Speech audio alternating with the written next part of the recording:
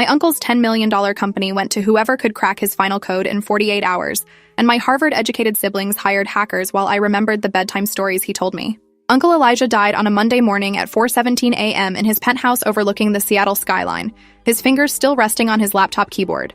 The medical examiner said massive heart attack, instant and painless, though I doubted anything about death was truly painless. He was 53 years old and worth approximately $47 million, most of it tied up in Datacrypt Solutions, the cybersecurity company he'd built from nothing over 20 years. The funeral was scheduled for Thursday, but the will reading happened Wednesday afternoon at his attorney's office downtown, which should have been my first clue that something unusual was coming. My 3 siblings arrived in designer suits and practiced grief expressions, already calculating their inheritance shares before the lawyer even opened the envelope. My older sister Octavia flew in from Boston, where she worked as a senior partner at a venture capital firm, her Harvard MBA framed in her corner office alongside photos with senators and tech billionaires. She'd made her first million by 30 and her fifth by 35, building an empire through ruthless investment strategies and zero emotional attachment to failure. My brother Sterling arrived from San Francisco in a Tesla that cost more than most people's houses, his Stanford computer science degree having led him to found 3 successful startups before age 40. My younger sister Magnolia came from Manhattan, where she ran a hedge fund specializing in tech acquisitions, her Yale economics background and photographic memory making her a legend in financial circles. Then there was me, Phoenix Castellano, the family disappointment with a degree in literature from a state school and a job teaching creative writing at a community college. I made $43,000 a year and lived in a 1-bedroom apartment with secondhand furniture. The attorney's name was Bernard Yates, and he had the exhausted expression of someone who'd spent decades managing wealthy people's demands and deceptions. He opened the leather portfolio containing Uncle Elijah's will and began reading in a monotone voice that suggested he'd done this 1,000 times. The usual legal language about sound mind and disposing of assets. Then he reached the part that made my siblings lean forward with predatory interest. To my nieces and nephews, I leave the controlling shares of Datacrypt Solutions, valued at approximately $10.3 million as of this date. However, this inheritance comes with conditions. Bernard paused and looked at each of us over his reading glasses, as if measuring whether we were prepared for what came next. Uncle Elijah created a challenge that must be completed within 48 hours of this reading. Whoever solves it receives the company. The others receive nothing. The room exploded with simultaneous objections. Octavia demanded to know the legal basis for such a ridiculous condition. Sterling called it manipulative garbage and threatened to contest the will immediately. Magnolia pulled out her phone and started texting her attorneys before Bernard could continue. I just sat there feeling the familiar weight of being invisible in my own family, the one who didn't matter because I didn't have the right credentials or income bracket. Bernard raised his hand for silence and continued reading. The challenge is this. I have encrypted a file containing the transfer documents and access codes for Datacrypt Solutions. The encryption is unbreakable by conventional means. The password is a single phrase, no numbers or special characters, exactly 17 words long. You have 48 hours from the moment I give you the encrypted file to crack it. Whoever submits the correct password first inherits everything. Sterling laughed, the sound sharp and dismissive. That's it? A password challenge? Uncle Elijah built his fortune on encryption. This is literally what our family does. He looked at Octavia and Magnolia with confidence that bordered on arrogance. I can have my team crack this in 6 hours maximum. Octavia was already on her phone. I know 3 cybersecurity firms that specialize in this exact type of work. Money is no object.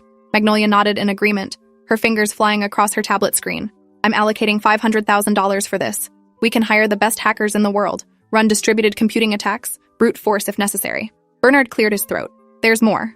Uncle Elijah specified that you must work individually. No teams, no hired help. Just your own knowledge and skills. Any evidence of outside assistance results in immediate disqualification. The objections started again, louder this time.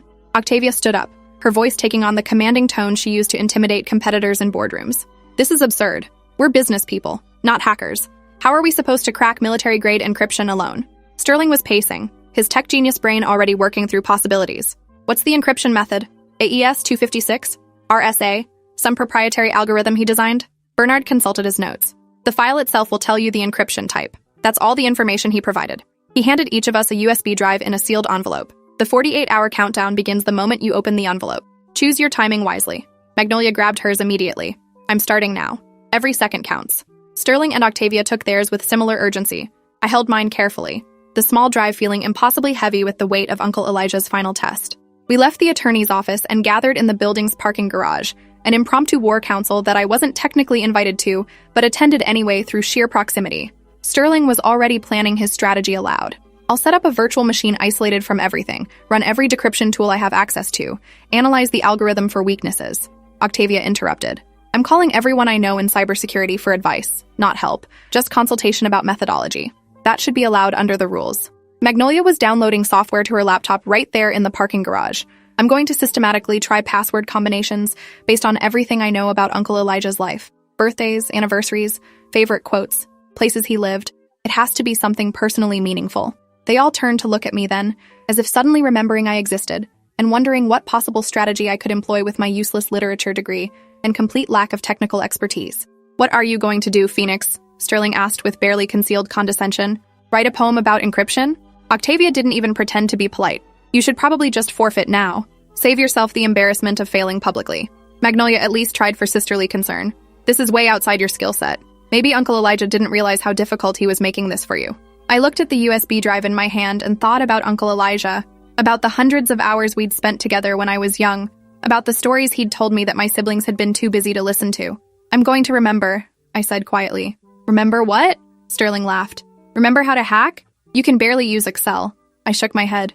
"Remember the stories." My siblings exchanged glances that clearly communicated their opinion that I'd already lost my mind. They left in their expensive cars to begin their sophisticated technological assaults on Uncle Elijah's encryption, leaving me standing alone in the parking garage holding a USB drive and a memory. I drove to my apartment in my 12-year-old sedan, the check engine light glowing cheerfully as it had for 6 months, and sat at my kitchen table with my old laptop. The envelope containing the USB drive sat unopened in front of me while I made tea and tried to quiet my racing thoughts.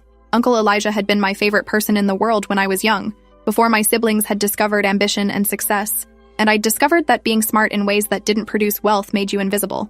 He used to watch me on Saturday afternoons when my parents were working, and instead of putting on movies or giving me video games, he'd tell me stories, elaborate wandering tales about dragons and knights and magic kingdoms that always had strange twists and unexpected morals. My siblings had found his stories boring and childish, but I'd been captivated, begging for one more chapter, one more adventure. I opened the envelope at exactly 6 p.m., starting my 48-hour countdown. The USB drive contained a single encrypted file labeled inheritance.exe and a text document with instructions. The text explained that the file used military-grade encryption that would take approximately 2.7 billion years to crack using brute force methods with current technology. The password was exactly 17 words, no numbers, no punctuation, all lowercase, spaces between each word. One attempt was allowed every 5 minutes to prevent automated guessing. After 100 incorrect attempts, the file would permanently delete itself. I did the math quickly. 100 attempts over 5-minute intervals meant I could theoretically try for just over 8 hours before failure became permanent. My siblings, with their technological prowess and consulting experts, would burn through attempts quickly. I needed to be more careful. The first 6 hours, I didn't try a single password. Instead, I pulled out old photo albums my mother had given me, boxes of childhood memories I'd kept but rarely examined, pictures of Uncle Elijah and me at the zoo, at museums, sitting in his apartment while he gestured wildly, telling stories I could almost hear through the frozen images. I found my old journals from age 7 through 15, pages filled with summaries of his stories that I'd written down because I didn't want to forget them. The dragon who learned to sing, the knight who was afraid of horses, the princess who saved herself. Stories that had seemed simple as a child but had contained layers of meaning I was only beginning to understand as an adult. Each story had taught something about courage, creativity, thinking differently than everyone else expected. Uncle Elijah had been teaching me his philosophy through fiction, training me to see problems from unexpected angles. My phone buzzed with texts from my siblings throughout the evening. Sterling sent a message at 8 p.m. saying he'd already tried 30 different password combinations based on Uncle Elijah's biographical information, all failures. Octavia texted at 9:30 p.m. that her consultation with cybersecurity experts suggested the encryption might have a backdoor vulnerability she could exploit without technically breaking the no assistance rule. Magnolia called at 11 p.m. sounding frustrated and exhausted. I've tried every significant phrase from Uncle Elijah's life I can think of. Birthplaces, favorite books, company slogans. Nothing works. How many attempts have you used? I asked. 38 so far. I'm being careful, but I'm running out of obvious options. I admitted I hadn't tried any yet, that I was still researching.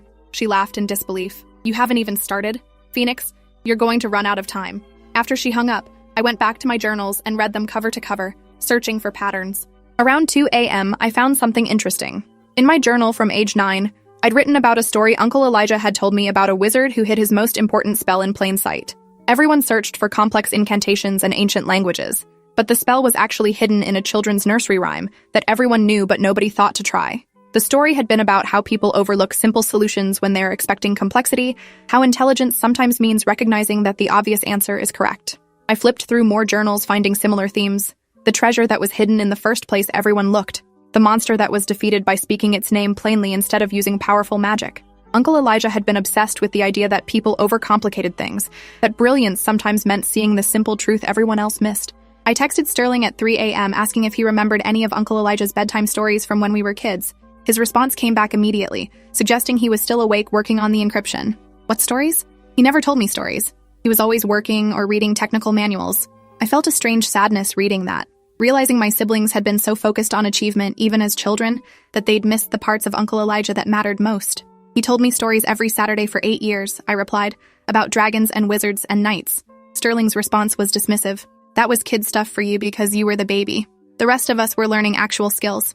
I didn't bother correcting him that I'd been 8 when the stories started, not a baby, or that learning to think creatively was an actual skill. I just went back to my journals and kept reading. By sunrise on Thursday, I'd covered my kitchen table with journal pages, photos, and notes I'd made mapping out every story I could remember. The common thread was increasingly obvious. Uncle Elijah's stories always featured protagonists who succeeded by doing the unexpected, by ignoring conventional wisdom, by trusting their instincts over expert advice. The dragon who learned to sing had defeated an army not through fire and violence but through beauty that made warriors remember why they'd wanted to live peacefully. The knight who was afraid of horses had saved the kingdom by fighting on foot in ways no one expected. The princess who saved herself had rejected the rescue narrative entirely and negotiated a treaty with the dragon instead. Every story was about subverting expectations, about finding power in being different from what everyone else valued. Uncle Elijah had been telling me that my differences weren't weaknesses. They were exactly what made me capable of seeing things my siblings couldn't. My phone rang at 8 a.m. Octavia calling from Boston, where she'd apparently stayed up all night working on the encryption. I'm at 73 attempts and nothing's working. I've tried every significant phrase from his life, every quote from his published papers, every company slogan and mission statement. How many have you used? 5? I lied, not wanting to admit I'd been focusing on childhood memories instead of sophisticated hacking techniques. She was quiet for a moment. What approach are you taking? I'm thinking about what he valued, I said carefully. Not what he said publicly, but what he actually believed in. Octavia laughed bitterly. That's poetic but useless. This is an encryption challenge, not a personality test. After she hung up, I looked at my notes and realized I needed to be more systematic. 17 words meant the password was a complete sentence or phrase, something meaningful enough to be worth protecting a $10 million inheritance.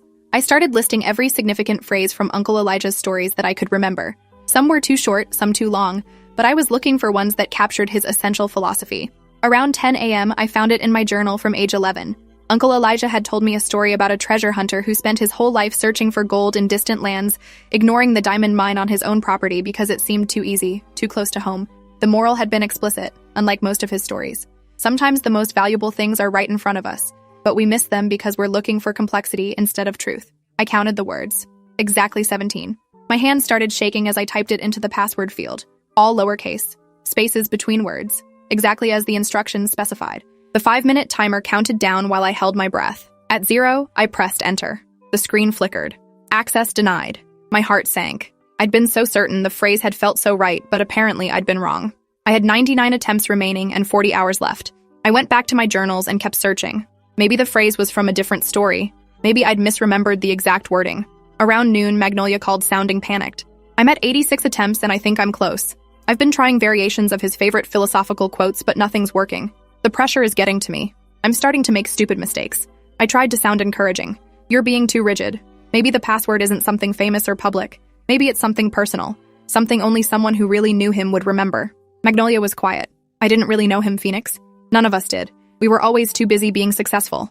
After she hung up, I stared at my journals and had a realization that made me feel stupid for not seeing it sooner.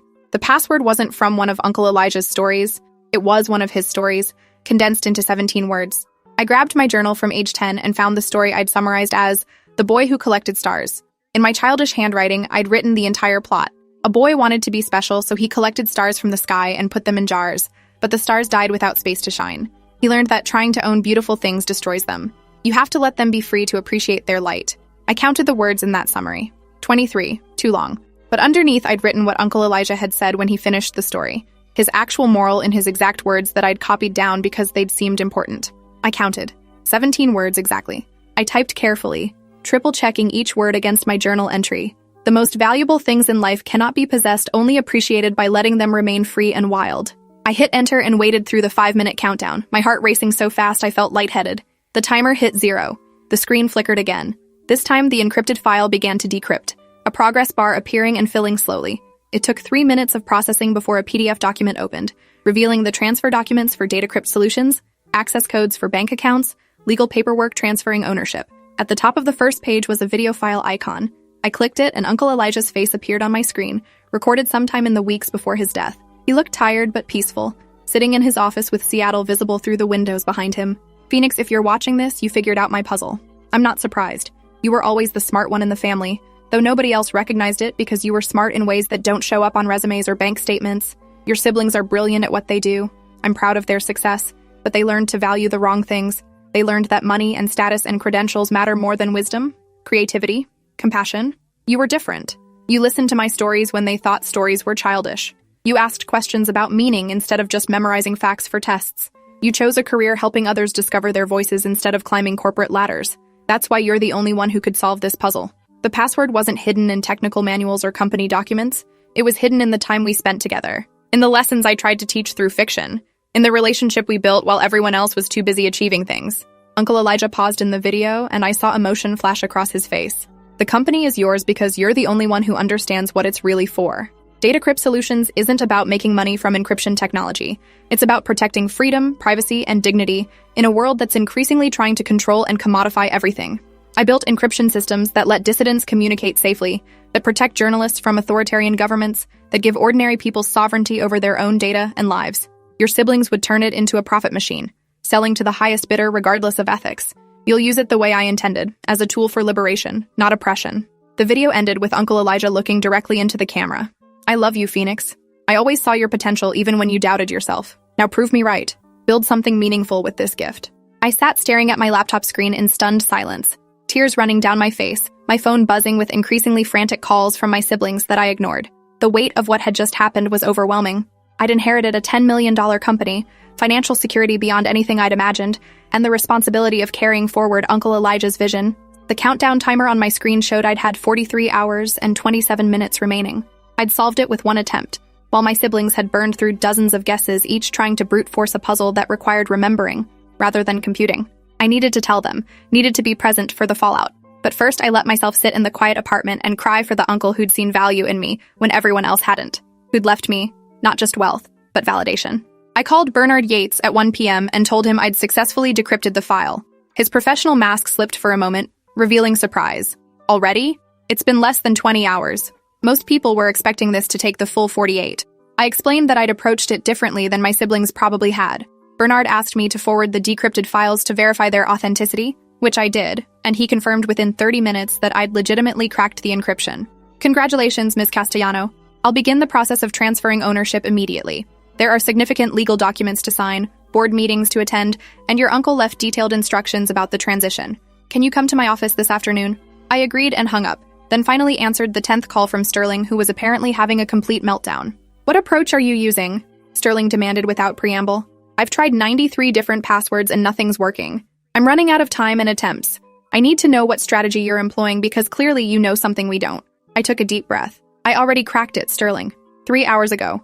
The silence on the line stretched so long I thought he'd hung up. Then his voice came back, low and dangerous. What do you mean you cracked it? That's impossible. You don't have the technical skills to crack military-grade encryption.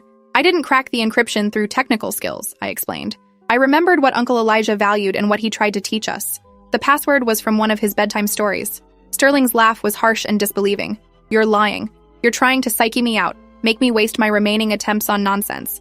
I'm not lying, and I'm not trying to psyche you out. I'm telling you I already won. Sterling hung up on me. 30 seconds later, Octavia called. Sterling says you're claiming to have solved the encryption. If this is some kind of mind game, it's beneath even you. I repeated what I'd told Sterling, adding that Bernard Yates had verified the solution and was already processing the ownership transfer. Octavia's breathing got heavier. Let me understand this correctly. You, Phoenix Castellano, with your community college teaching job and your complete lack of technical expertise, somehow beat me, Sterling, and Magnolia at a cybersecurity challenge by remembering bedtime stories. The contempt in her voice was thick enough to choke on. I didn't beat you at cybersecurity. I beat you at paying attention to Uncle Elijah when we were kids. There's a difference. Octavia's voice dropped to something cold and sharp. We're contesting this. There's no way you solved this legitimately. You had help or you somehow cheated. We'll sue and drag this out for years if necessary. After Octavia hung up, I called Magnolia, who answered on the first ring. Tell me this is some kind of mistake. Tell me Sterling and Octavia are overreacting and you didn't actually crack the encryption yet. I'm sorry, Magnolia. I did crack it. The password was 17 words from something Uncle Elijah told me when I was 10 years old. Magnolia was crying. You had an unfair advantage. He spent more time with you, told you things he didn't tell us. That's not fair as a basis for inheritance. I felt a flash of anger that surprised me with its intensity. I didn't have an unfair advantage. I had a relationship with him that you three were too busy to develop. He invited all of us to spend time with him. You chose your careers and achievements. I chose him. That's not unfair. That's priorities. Magnolia's voice hardened through her tears.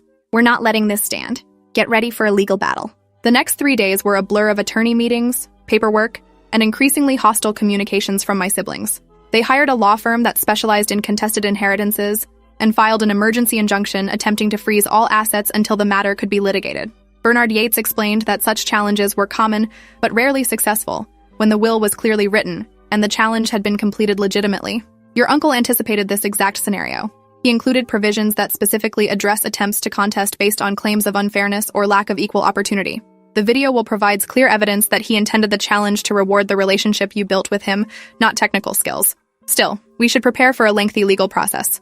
My siblings have substantial resources and they're highly motivated. The temporary injunction hearing happened the following Monday in a courtroom that smelled like furniture polish and quiet desperation.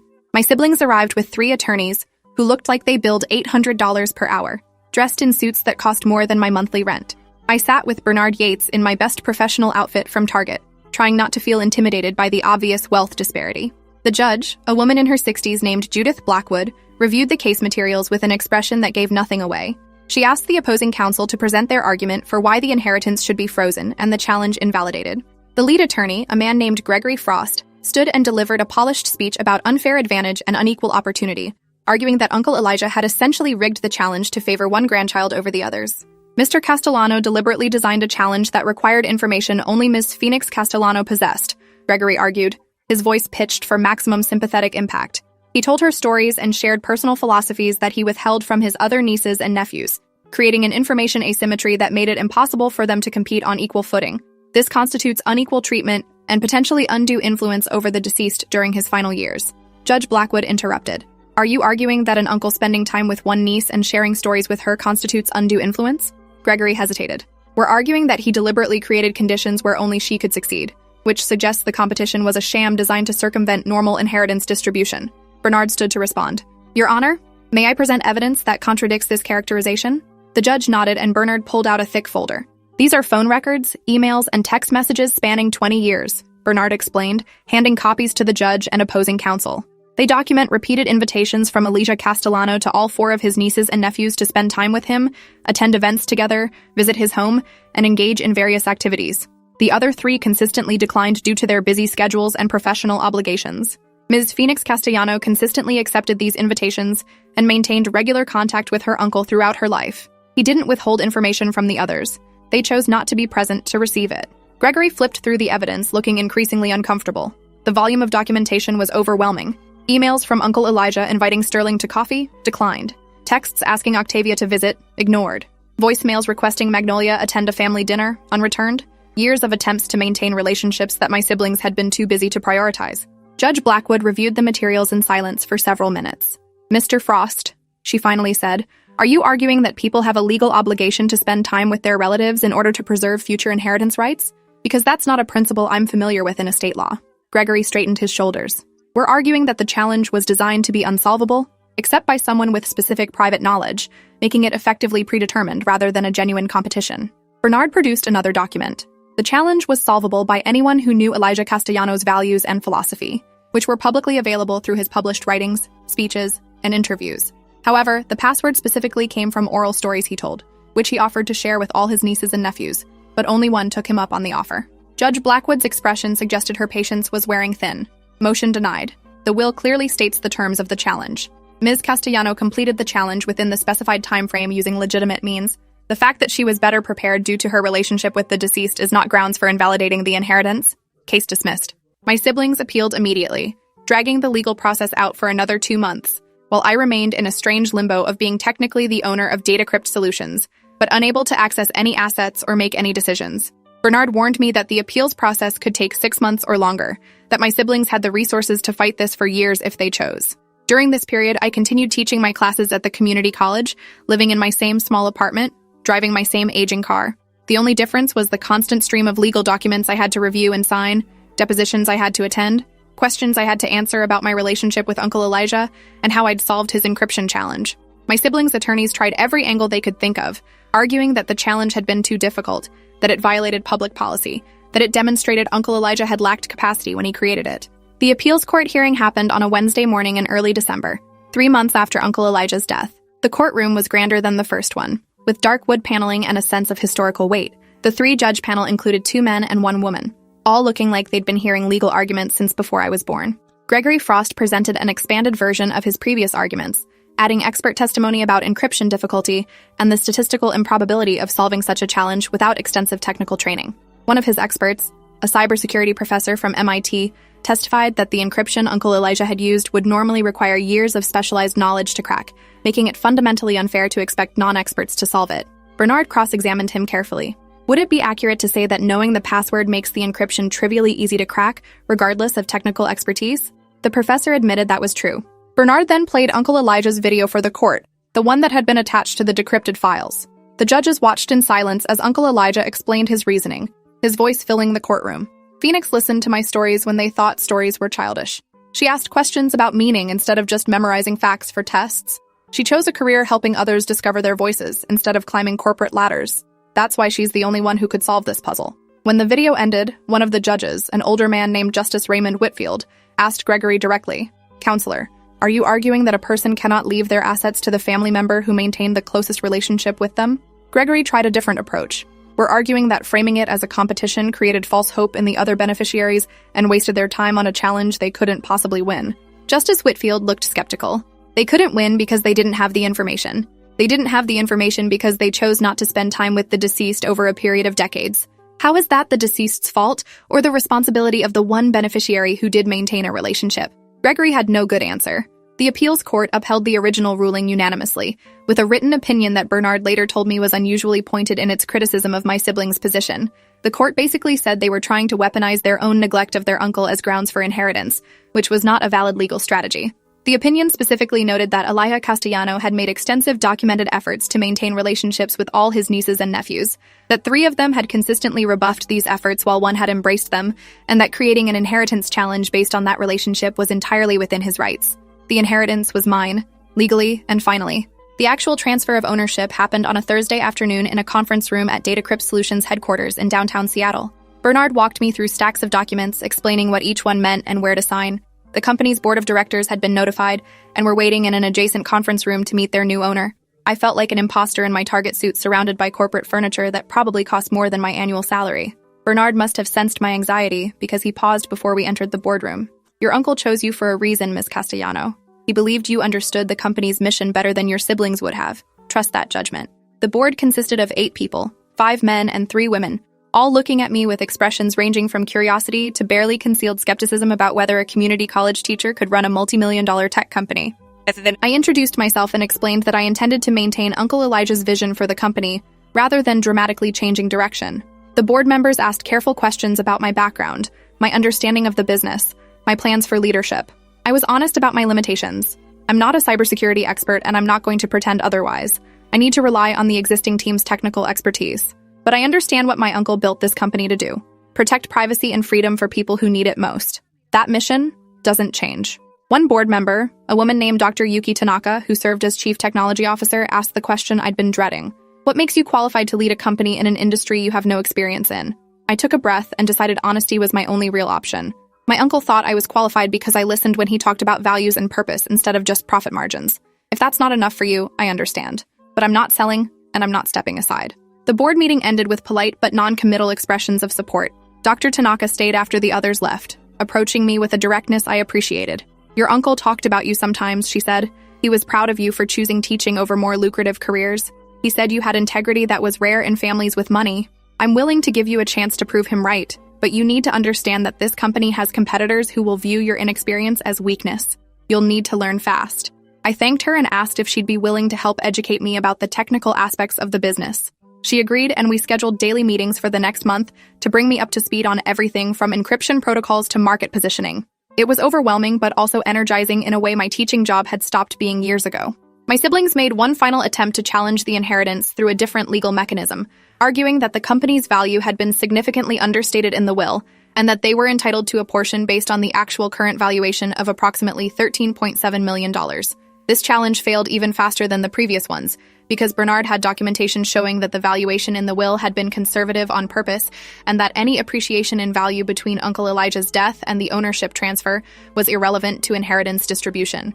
After that defeat, my siblings stopped fighting legally, but started a different kind of campaign. Sterling went on LinkedIn and posted a carefully worded statement about family disappointments and the importance of meritocracy, never naming me directly but making it clear who he was talking about. Octavia gave an interview to a business magazine about inheritance challenges in the tech industry, using our case as an example of how emotional factors sometimes override qualifications. Magnolia's approach was more personal. She called me 6 weeks after the final legal decision, her voice tired. "I'm not calling to fight or to try to change anything. I just want you to know that I don't hate you. I'm disappointed and hurt, but I understand why Uncle Elijah made the choice he did. We were terrible nieces and nephews. We treated him like an obligation instead of a person." The admission surprised me enough that I didn't know how to respond immediately. Magnolia continued, "I've been going through therapy since this all started, working on why I'm so driven by achievement and status. My therapist pointed out that I've spent my entire adult life trying to impress people who were already dead or who never cared about me in the first place. Uncle Elijah cared, and I ignored him. That's on me, not you. I told her I appreciated her honesty and that I hoped we could eventually rebuild some kind of relationship, though I didn't know what that would look like." Running Datacrypt Solutions turned out to be equal parts terrifying and fulfilling. Dr. Tanaka became my closest advisor, teaching me the technical foundations I needed to understand our products and services. I hired an experienced CEO to handle day-to-day operations, while I focused on strategic direction and maintaining Uncle Elijah's mission. The company had been negotiating a lucrative contract with a government agency that wanted to use our encryption technology for surveillance purposes. The deal would have been worth $8 million annually. I canceled it after reading the fine print and realizing it would have compromised the privacy protections Uncle Elijah had built the company to defend. The board was split on my decision. Half supported maintaining our principles, half thought I was naive and leaving money on the table.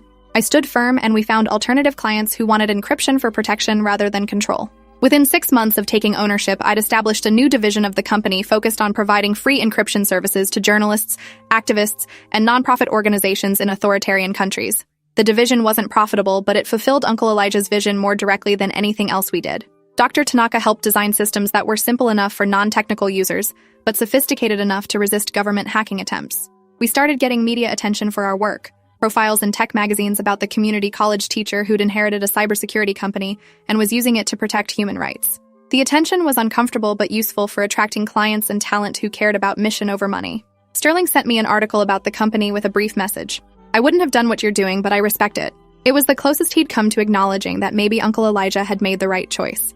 A year after Uncle Elijah's death, I organized a memorial event at Datacrypt Solutions headquarters, inviting everyone who'd known him professionally or personally. My siblings all came, standing awkwardly in the lobby that now displayed a portrait of Uncle Elijah alongside the company's founding principles.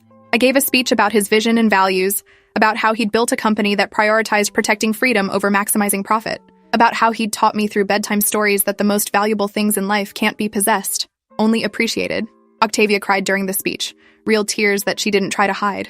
Afterward, she approached me in private. "I'm sorry for how I treated you during the inheritance process. I was entitled and cruel. You deserved it, and I didn't." I thanked her and meant it, though I knew our relationship would never be what it might have been if we'd chosen different paths decades earlier. The company continued to grow under my unconventional leadership. By year 3, we doubled our revenue while maintaining our ethical standards about who we'd work with and how our technology would be used. I'd learned enough about encryption and cybersecurity to hold my own in technical conversations, though I still relied heavily on experts for detailed implementation. What I brought to the company was the ability to articulate why our work mattered beyond profit margins, to inspire employees around a mission of protecting human dignity and freedom in a digital age. Uncle Elijah had been right, that I understood the company's purpose better than my siblings would have. They would have maximized value and sold to the highest bidder. I was building something that mattered more than money, proving that success could be measured in impact rather than just income. 5 years after solving Uncle Elijah's encryption challenge, I sat in the same attorney's office where Bernard had first read the will, this time to establish my own estate plan. I'd never married or had children, instead pouring my energy into running the company and teaching part-time because I'd discovered I missed the classroom. Bernard asked who I wanted to leave the company to when I died. I thought about my siblings, about whether they'd learned the same lessons I had about the difference between wealth and value. I decided to create a similar challenge, requiring any potential heir to demonstrate understanding of the company's mission through actions rather than credentials. Whoever has spent the most time volunteering for organizations that protect privacy, freedom of speech, or human rights over the previous decade, I told Bernard. Whoever can prove through their life choices that they understand what this company exists to defend. He smiled and started drafting the language, both of us knowing I was continuing Uncle Elijah's legacy of rewarding presence and values over achievement and status.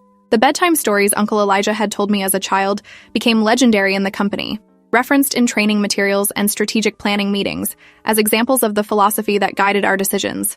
Employees who'd never met him knew about the dragon who learned to sing and the princess who saved herself, understanding them as parables about choosing compassion over conquest and self-determination over prescribed roles. Dr. Tanaka created a scholarship program in Uncle Elijah's name for students pursuing cybersecurity degrees, with demonstrated commitment to ethical applications of technology. The first recipients included a refugee who'd used encryption to document human rights abuses in her home country, and a journalist who'd protected sources while exposing corruption. Uncle Elijah would have been proud of who we were choosing to support. 10 years after his death, on the anniversary of the day I'd cracked his encryption challenge, I visited his grave with a USB drive containing the complete story of what I'd built with his gift, knowing he'd understand that the real inheritance had never been the money or the company, but the values and vision he'd encrypted in stories and revealed through love. Thanks for watching till the end. Make sure to subscribe and like to not miss the next story.